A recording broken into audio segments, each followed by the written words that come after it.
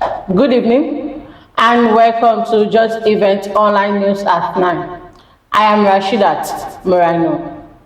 The news headlines. Nigerians' economic growth hangs on decisive action, says LCCI. Fix instability to rebuild livelihood in northern Nigeria. WFP orders tells government. Kwara targets 1.8 million children in massive Measles-Rubella Polio vaccination drive. Our rehabilitation center is 100% ready. Federal Neuro-Psychiatric Hospital, Budo Egba, March 2025 World Health Day. Osinbajo accuses Supreme Court of Inconsistency, seeks overhaul of Nigerian justice system. Katsina shuts down 32 unlicensed private tertiary institutions. Ekiti governor assures of continued delivery, transparency, lasting legacy. We will continue to prioritize citizens' needs in our budget, Makinde implies.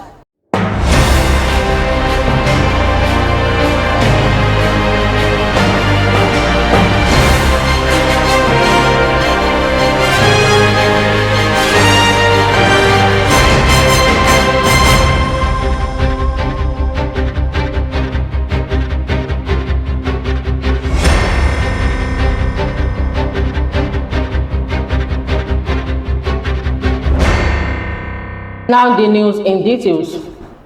The Lagos Chamber of Commerce and Industry has emphasized the need for the Nigerian government to accelerate economic reforms to stimulate sustainable growth, improve living standards, and restore investors' confidence. LCCI stated this in its presentation of the private sector perspective on the recently released Nigerian Development Update 2025 by the World Bank, which underscores the urgent need for Nigeria to accelerate economic reforms and tackle rising poverty levels. The chamber reiterated that the time for decisive action is now if Nigeria is to reap the gains of the reforms and thereby restore investors' confidence, stimulate sustainable growth, and improve living standards. The World Food Programme, African Development Bank, and the National Food Policy Research Institute have jointly called for urgent and coordinated action to address insecurity and deep-rooted structural challenges undermining livelihoods and food systems in northern Nigerians. In a news report titled Investing in Innovative Food System Solutions in Challenging Contexts, the three global institutions warned that peace and stability are essential for the region's economic revival as persistent insecurity, violent conflict, displacement, and banditry continue to cripple agricultural productivity and deepen dependence on humanitarian aid. The report was presented on the sidelines of the 31st Nigerian Economic Summit. The Federal Neuro-Psychiatric Hospital, Budo Egba, joined the global communities in celebrating the 2025 World Health Day with the theme, Access to Service, Mental Health in Catastrophic and Emergencies. In his address, the Chief Medical Director, Professor Baba Awuye Isa, described health as a state of complete physical, social, and mental well-being, not merely the absence of disease or infertility. He assured residents of Kwara State that the hospital, in collaboration with the state government, remains fully committed to improving their overall well-being. Professor Isa further revealed that the hospital rehabilitation center is now 100% ready and stands as one of the most advanced facilities in Nigeria, other matched in the entire North Central region. We all know that when disaster strikes, when emergency comes, when catastrophes happen, the least thing that people think about is mental health of survivors or sufferers. But this year, the global world has thought it right to remind the world about the sufferers and survivors of emergencies and catastrophes. The World Health Organization defined health as a state of complete physical, mental, and social well-being and not merely the absence of disease or infirmity. From the definition, mental, social, you can see that there is no health without mental health, and that is why today is important. Professor Issa further revealed that the hospital's rehabilitation center is now 100% ready and stands as one of the most advanced facilities in Nigeria, unmatched in the entire North Central region. We started with general psychiatry, and then, but this year, with the completion of our drug abuse rehabilitation and treatment center, we've opened the place. There are a lot of people outside there who are on drugs. In fact, there's epidemic of drug abuse these days. We have a center. We now have a place that we can call our own. And I can bet you there's no place like this rehabilitation center in the entire North Central. And not even talking about North Central. In terms of rehabilitation center, it's comparable to none in Nigeria. It's comparable to, I've been to virtually all psychiatric hospitals in Nigeria and virtually almost the teaching hospital in Nigeria. There's none rehabilitation center that has this type of drug rehabilitation. And we have manpower to do it. The guest speaker, Dr. O.I.N. Buhari, commended the timeliness of this year's theme, stressing the urgent need for proactive global and local intervention to address rising mental health challenges during emergencies. We commemorate the World Mental Health Day, which is celebrated every 10th October every year. And the theme for this year, I would say, is timely. We all know that in the record of the world, after the last World War, there has been more conflicts, more violence, and then we have a lot of other catastrophes happening, man-made and non-man-made. So I think it's good that we're talking about mental health as related to that. And the thing was, the lecture was to discuss how we can all work together to increase or improve access to mental health care. And one of the major things I stressed there is that especially in a country where we have deficiencies of healthcare workers enough, it will be cost effective for us to be proactive rather than reactive, and to make sure that we do a lot of task shifting and encouraging of training people at the lower level within the community to be able to take care of people and identify mental health problems. Representing the Commissioner for Health, Dr. Aminat El Imam, Dr. Musiliu Adewale Ayotunde lauded the program as highly educative and impactful. He appreciated the guest speaker for an insightful lecture and encouraged participants to continue building resilient and healthy communities. There's no health without mental health. Actually, everybody should participate and encourage to build a resilient people in our community. There are lots of people that are battling with mental health, but they really don't know where to go. It's a challenge, a huge challenge really, that actually needs to be addressed. This is not just about institution, it's not about government, it's about shared commitment to ensure that everyone has access to mental health care. Also speaking, Dr. Oladeji Oludolapo thanked on attendees for their participation and urged everyone to remain proactive and committed to promoting mental health awareness.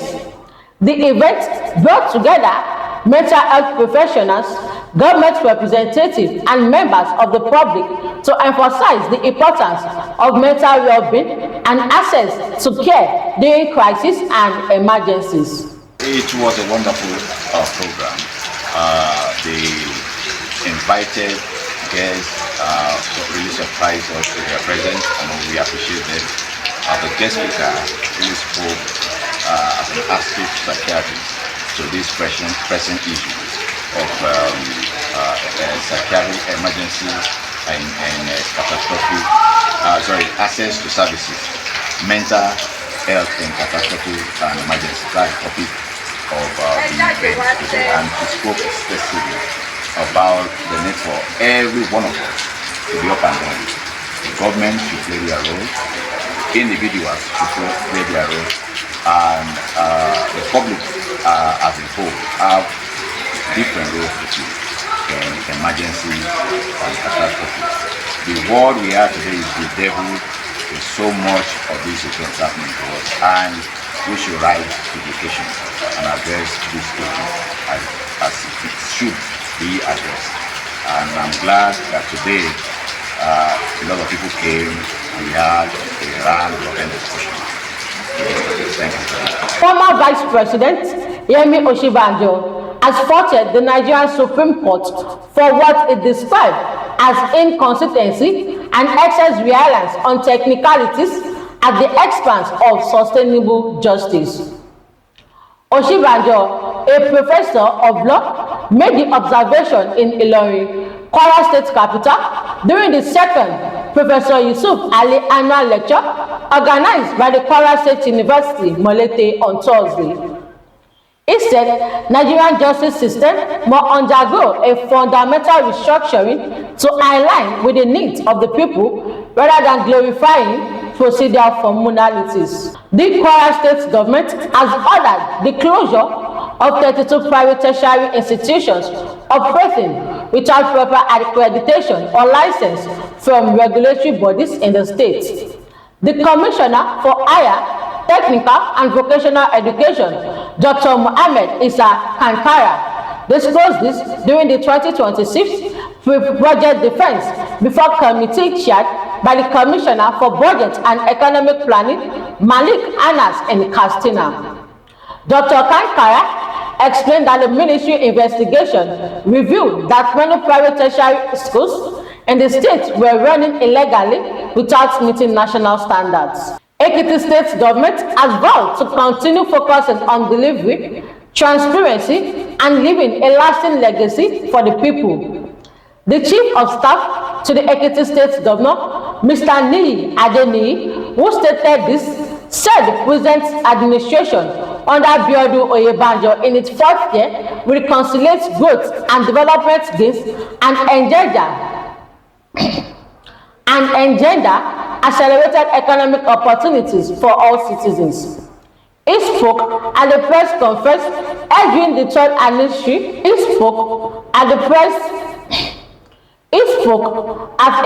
conference urging the third anniversary of Mr. Oyebanji's government.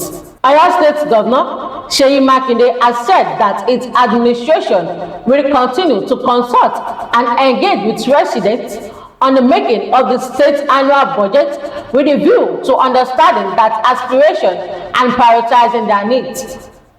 The governor stated this on Thursday while speaking at the stakeholders consultative and engagement meeting on the 2026 budget held at the Ogulano Hall International Conference Center, University of Ibadan.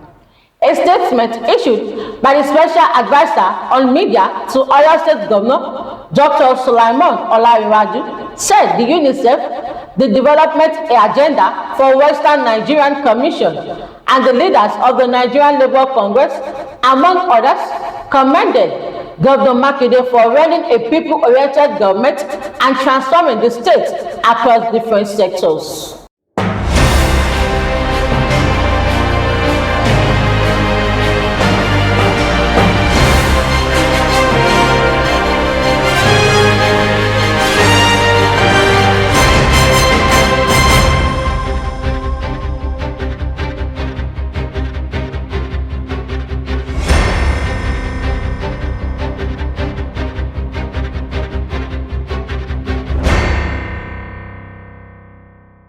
And that is all on Just Events Online News at 9. Here is a recap of the news headlines.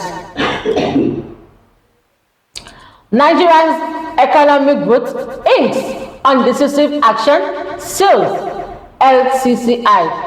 Fix instability to rebuild livelihood in northern Nigeria, WFP orders tells government. Kwara targets 1.8 million children in the massive Measles-Rubella Polio vaccination drive. Our Rehabilitation Center is 100% ready. Federal Neuro-Psychiatric Hospital, Budo Egba, marks 2025 World Health Day. Osinbajo accuses Supreme Court of inconsistency, seeks overhaul of Nigerian justice system. Katsina shuts down 32 unlicensed private tertiary institutions. Ekiti government assures of continued delivery, transparency, and lasting legacy. We will continue to prioritize citizens' needs in our budget, Makinde implies. Remember, a locked mind holds no treasure, no matter how rich the soil is. For more news, visit www.justeventonline.com. And to read more updates, follow us on our social media platform with a tap at Just Event Online. You can also send us an email on justeventonline@gmail.com. I am Rashidat Muraino. Good night.